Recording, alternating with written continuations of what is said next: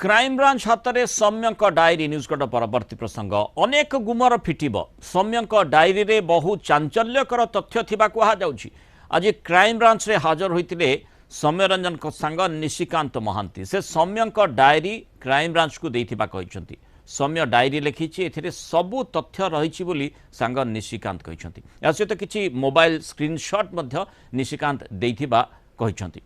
ए भितर सौम्य गर्लफ्रेंड का viral audio और व्हाट्सएप चैट मध्य अनेक गुमर फिटेछि। एनएचआरसी रे जेरा परे वायरल होछि तांकर ऑडियो और पुराना व्हाट्सएप चैट। एथिरे सौम्य और जिम ट्रेनर ओम का भितर विवाद थिबा स्पष्ट होइछि। ओम भाबुथिले काले सौम्य कैरियर बर्बाद होइजिबो एथिपाई से सौम्य ठारू दूरे जेबाकू चेष्टा करुथिले।